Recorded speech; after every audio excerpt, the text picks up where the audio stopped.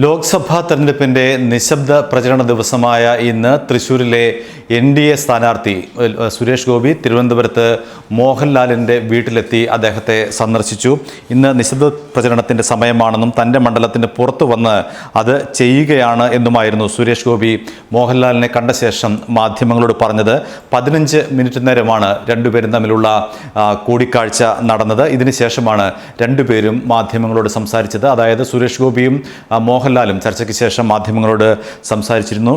കൂടിക്കാഴ്ചയുടെ ലക്ഷ്യം എന്താണെന്ന ചോദ്യത്തിന് ഞാൻ എൻ്റെ സതീർത്ഥ്യനെ കണ്ട് അനുഗ്രഹം വാങ്ങാൻ എത്തിയതാണ് എന്നായിരുന്നു സുരേഷ് ഗോപിയുടെ മറുപടി. അദ്ദേഹത്തിൻ്റെ കൃത്യമായ വാക്കുകൾ ഇങ്ങനെയാണ്: ഞാൻ എൻ്റെ സതീർത്ഥ്യനെ കാണാനാണ് എത്തിയത്. എൻ്റെ സിനിമാ ജീവിതം തുടങ്ങുന്ന കാലത്ത് ഒരു സൂപ്പർ താരം എന്നെ കൊണ്ടു നടന്നു, മമ്മൂക്കയും കൊണ്ടു നടന്നു. രാജാവിൻ്റെ മകൻ എന്ന സിനിമയിൽ അഭിനയിക്കുമ്പോൾ മിക്കവാറും ലാലിൻ്റെ മുറിയിൽ ലാൽ എന്നെ കെട്ടിപ്പിടിച്ചാണ് കിടന്നിട്ടുള്ളത്. മിക്കവാറും ലാലും സുജിയും എൻ്റെ വീട്ടിൽ വരുമായിരുന്നു. ഞങ്ങളും അങ്ങനെ തന്നെ. അപ്പോൾ എൻ്റെ ജീവിതത്തിൽ സംഭവിക്കുന്ന ഒരു മുഹൂർത്തത്തിന് ലാലിൻ്റെ അനുഗ്രഹവും എനിക്ക് അനിവാര്യമാണ്.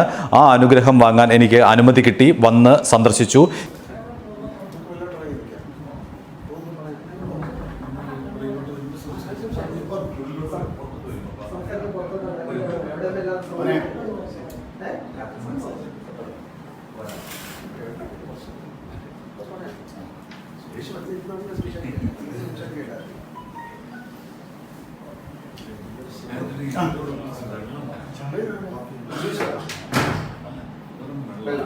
അത് കഴിഞ്ഞ ഒരു നല്ല കോഫി കിട്ടിയാൽ പഞ്ചസാരയില്ല.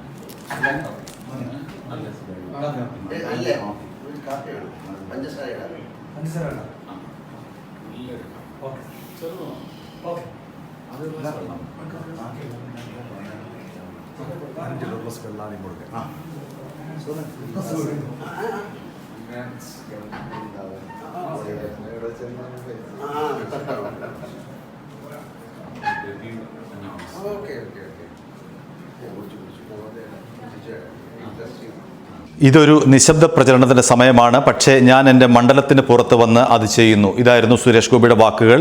ഇന്നസെന്റിന് വേണ്ടി മമ്മൂട്ടി പ്രചരണത്തിന് ഇറങ്ങിയല്ലോ എന്ന് മാധ്യമപ്രവർത്തകർ ചോദിച്ചപ്പോൾ അതെല്ലാം മറ്റു വിഷയമല്ലേ എന്നായിരുന്നു സുരേഷ് ഗോപി മറുപടി നൽകിയത്. ഇതിൽ രാഷ്ട്രീയമില്ല, ഇതൊരു കുടുംബം, സിനിമാ കുടുംബം എന്ന് പറയാം.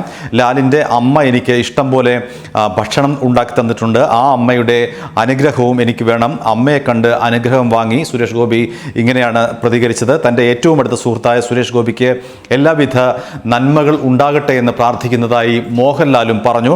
മോഹൻലാൽ വോട്ട് ചെയ്യാൻ പോകുന്നുണ്ടോ എന്ന ചോദ്യത്തിന് മോഹൻലാൽ പറഞ്ഞ ഉത്തരം ഇതാണ്: നാളെ നടക്കുന്ന സംഭവം നമുക്ക് പറയാൻ പറ്റില്ലല്ലോ, അത് സസ്പെൻസിൽ ഇരിക്കട്ടെ എന്നായിരുന്നു മോഹൻലാലിൻ്റെ നിലപാട്. ഏതായാലും രണ്ടുപേരും തമ്മിലുള്ള കൂടിക്കാഴ്ച ഏതാണ്ട് 15 മിനിറ്റോളം നീണ്ടു. തുടർന്നാണ് ഇത്തരത്തിൽ രണ്ടുപേരും അവരവരുടെ നിലപാടുകൾ പ്രഖ്യാപിച്ചത്.